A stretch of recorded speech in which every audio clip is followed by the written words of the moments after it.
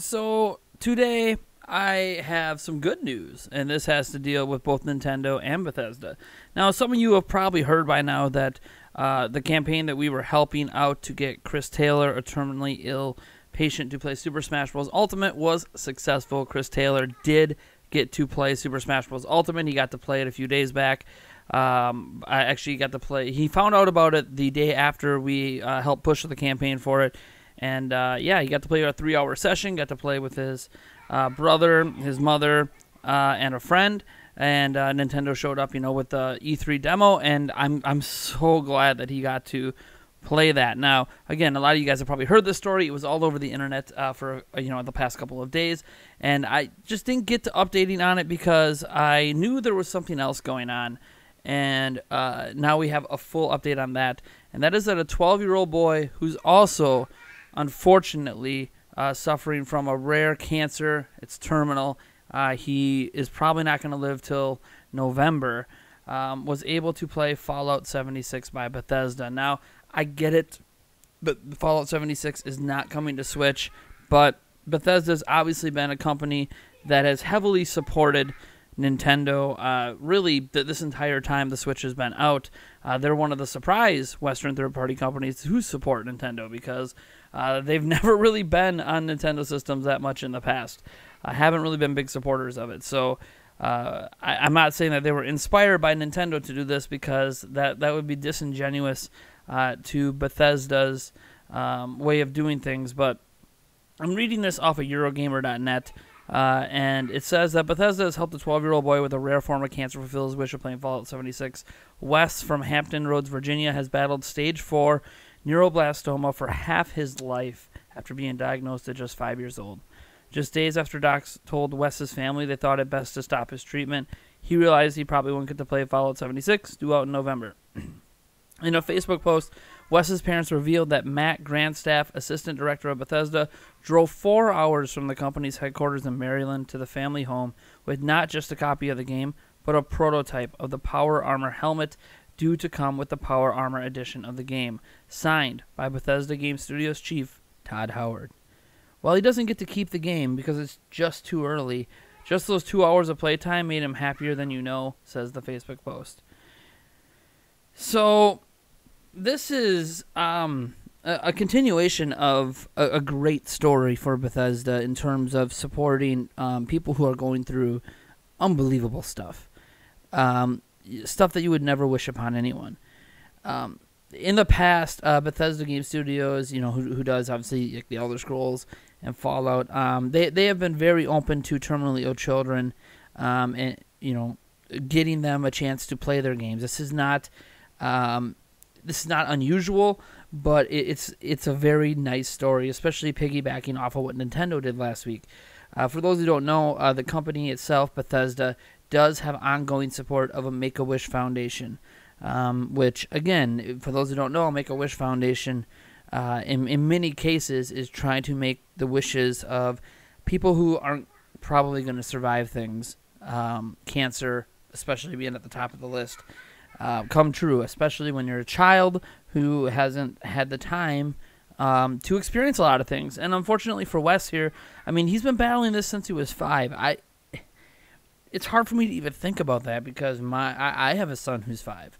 And imagining him right now suddenly having cancer and battling that for the next 6 or 7 years and then losing that battle, it just breaks my heart even thinking about it. Because my son, you might even hear him having fun in the background, hasn't really experienced much of life, right? Like, he just started full-time school this year, doing kindergarten. He really has so much to look forward to, as did Wes, until the unfortunate diagnosis, and now where the doctors have essentially said treatments aren't doing anything anymore. This is the end of the line. And I'm really glad he got to play Fallout 76, but this is just such a touching thing. So again, Nintendo came to Chris Taylor's house and allowed him to play 3 hours of Super Smash Bros. Ultimate, and then Bethesda, they showed up. Literally one of the head people at Bethesda drove his own vehicle to Wes's house to play 2 hours of Fallout 76 and then give him some merchandise, some really sick merchandise signed by Todd Howard. It's a moment that, obviously he's going to treasure for the rest of his days on this planet, and his parents, family, and friends are going to cherish as one of the long-standing, lasting memories after Wes passes away. Just like I think the parents of Chris Taylor, the mother in particular that happened to be there, and his brother and his friends are going to use that moment as what they want to remember. They want to remember their son, their children, their friends at their happiest, not how it's probably going to end, with lots of pain and sorrow and sadness. So my heart goes out to the families that these companies help bring joy to their children's lives. My heart goes out to anyone who's dealing with any sort of, it doesn't have to just be cancer, any sort of condition, obviously cancer especially, but any sort of condition that's just tough to live a daily life with, that requires nonstop treatment. I feel you. I cannot possibly sympathize with what those situations are like, because I haven't gone through anything like that.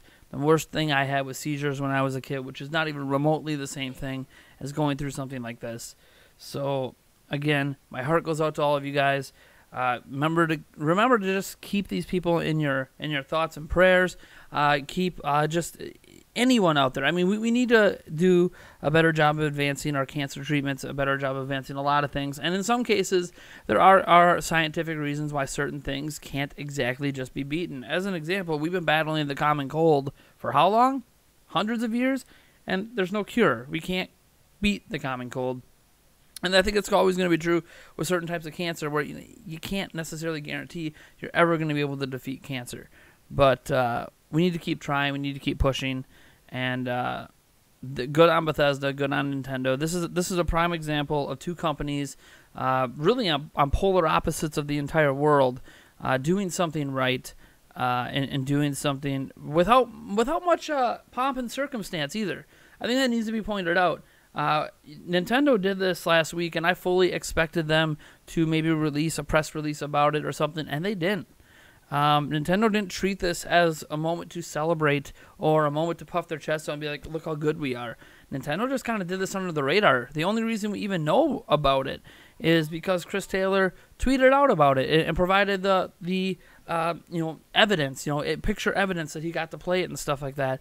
That's the only reason we know, because Chris Taylor told the world. We don't know because Nintendo puffed their chest out and acted like they did something good. And we don't know about this because Bethesda puffed their chest out and said, look what we did. We know about this because of Facebook posts by the family itself. And then obviously Eurogamer reaching out for comment, about situations like this. This is how you know you have two companies that understand the value of human life over the value of being a business about making money. Remember, they're both, like, Nintendo's a multi-billion-dollar company. I believe Bethesda's a multi-million-dollar company. And when you have these companies that have all this money coming in and are trying to find ways to get more money out of our wallets and stuff like that, whether it's through microtransactions or DLC or loot boxes or whatever the case may be, maybe rushing games out that aren't finished, not fixing bugs in some games that maybe they should. Reality is that despite all of that, that's just the business side of things. They still value human life over all else, and that's probably why Nintendo and Bethesda are both rated as some of the best video game companies in the world to work for, because they treat their employees with respect, they give you good benefits, good pay, and they treat human life as something that really matters more than anything else in this world. And sometimes we forget about that in the world of video games, where so much is focused on a lot of negative aspects. I mean, think about all the time we spent talking about the Nintendo Switch Online service and how it's not worth the money. And I still stand by everything that I talked about. But again, that doesn't take away from Nintendo truly caring about the well-being of actual human beings. Doesn't take away from Bethesda truly caring as well. So I appreciate that there's companies like this out there setting shining examples of having their priorities straight. Anyways, folks, I'm Nathaniel Rufflejans from Nintendo Prime, and if you like this video, you know what to do. And if you dislike the video, that's okay. Hit that dislike button, subscribe for more content, and I'll catch you in the next one.